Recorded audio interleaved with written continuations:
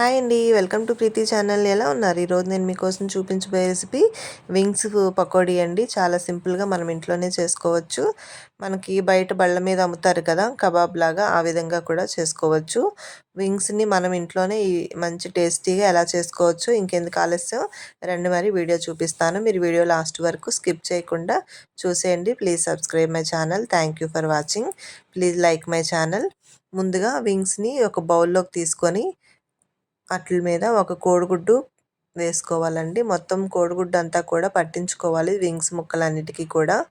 చూడండి, ఈ విధంగా నేనైతే ఓన్లీ వింగ్స్ తీసుకున్నాను. జాయింట్ ఫ్రై లాగా వింగ్స్ని కూడా ఈ విధంగా ఫ్రై చేసుకుంటే బాగుంటుంది పకోడీలాగా. ఇప్పుడు వింగ్స్ అంతా పట్టిన తర్వాత కోడిగుడ్డు మిశ్రమం, కొంచెం పసుపు, అలాగే ఒక పావు స్పూన్ అంత కారము, రుచికి సరిపడా సాల్ట్ యాడ్ చేసుకోవాలి. ధనియాల పొడి పావు స్పూను, జీలకర్ర పొడి ఒక పావు స్పూను యాడ్ చేసుకోవాలి. అల్లం వెల్లుల్లి పేస్ట్ ఒక హాఫ్ స్పూన్ వేసుకొని ముక్కల మిశ్రమం అన్నిటికీ కూడా ఈ మసాలా పట్టేటట్టు కలుపుకోవాలి బాగా. చూసారు కదా, ఈ విధంగా కలుపుకున్నాక ఒక స్పూను కార్న్‌ఫ్లోర్ యాడ్ చేసుకోవాలి. ఒక సగం నిమ్మబద్ద రసం యాడ్ చేసుకోవాలండి, నిమ్మ చెక్క. అంటే ఒక స్పూన్ అంతా నిమ్మరసం క్వాంటిటీ యాడ్ చేసుకొని ముక్కల మిశ్రమం అంతా బాగా పట్టించుకోవాలి. ఇలా బాగా ఒక 5 నిమిషాల వరకు కలుపుతూ ఉంటే ముక్కల మిశ్రమం అంతా కూడా బాగా పీల్చుకుంటుంది.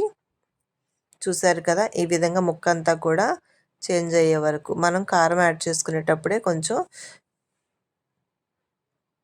కావాలంటే స్పైసీనెస్కి కారం యాడ్ చేసుకొని ఈ విధంగా మూత పెట్టి పక్కన పెట్టుకొని స్టవ్ మీద కడాయిలో ఆయిల్ యాడ్ చేసుకోవాలి. డీప్ ఫ్రైకి మనం ముక్కలు ఏమీ నానాల్సిన పని లేదండి.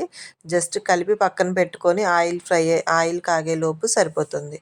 ఇప్పుడు ఈ ఫ్రై చేసుకోవడానికి ముక్కలన్నీ కూడా మనం ఆయిల్లో డబ్ చేసుకుందాం.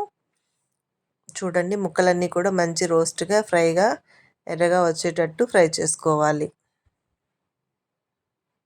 కావాలంటే మీరు ఇందులో కలర్ యాడ్ చేసుకోవచ్చండి.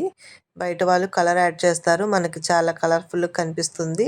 మనం ఇంట్లో చేసుకున్న రెసిపీస్ కలర్ ఇంగ్రీడియంట్స్ తక్కువగా ఉన్నా కూడా అండి ఆరోగ్యం అయితే చాలా మంచిదండి. ఈ రెసిపీ మీరు కూడా ట్రై చేయండి. లాస్ట్లో ఫైనల్గా కొత్తిమీర, పచ్చిమిర్చి ఫ్రై చేసి సర్వ్ చేశాను. ఎలా ఉంది రెసిపీ మీరు కామెంట్ చేయడం మర్చిపోవద్దండి. కొత్తగా చూస్తున్న వాళ్ళైతే ప్లీజ్ సబ్స్క్రైబ్ మై ఛానల్. నేను పెట్టే వీడియోస్ అన్నీ మీకు సబ్స్క్రిప్షన్స్ దగ్గర అలర్ట్లో తెలుస్తాయి.